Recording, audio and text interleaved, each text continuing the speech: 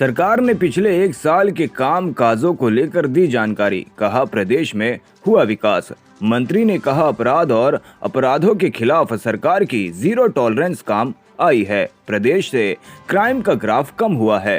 हर जिले में cyber crime को रोकने के लिए साइबर थाने बनाए जाएंगे। ग्लोबल इन्वेस्टर समिट में 25% निवेश गौतम बुद्ध नगर से आया है। किसानों के सवाल पर बोले मंत्री, किसानों के प्रति हमारी सरकार संवेदनशील है। किसानों की सभी मांगे सीएम तक पहुंचाई गई। साथ ही जिला अस्पताल की शिफ्टिंग का जल्दी पूरा हो जाएगा।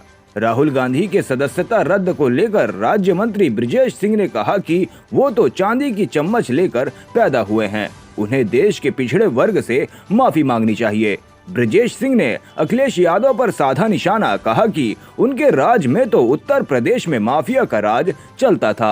आज माफियाओं और लुटेरों का इलाज वही पुलिस कर रही है जिस पुलिस को उनके राज में पीटा जाता था। मेरा ये मानना है, क्योंकि राहुल गांधी जी जिस परिवार में जन्मे हैं, देश के सत्ता पर उन्होंने लंबे समय तक उनके परिवार ने राज किया है।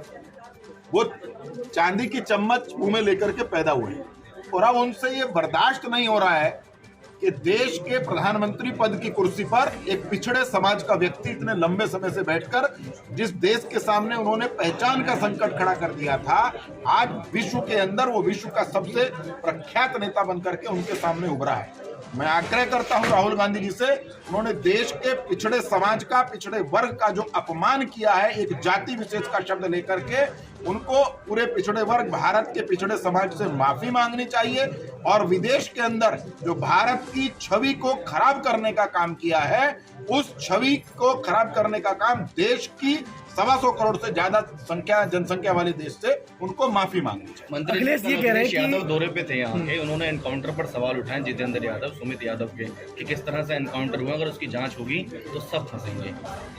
ऐसा है कि अखिलेश यादव जी के परिवार का क्या इतिहास रहा ये आप उससे ज्यादा जानते हैं, और अखिलेश यादव जी अपने कार्यकाल के अंदर कितनी कानून व्यवस्था की धज्जियां उन्होंने उड़ाई हैं, इसकी थोड़ी सी पहले एक बार आकलन कर लें। वही उत्तर प्रदेश पुलिस है जो अखिलेश यादव जी के राज में पीटी जाती थी।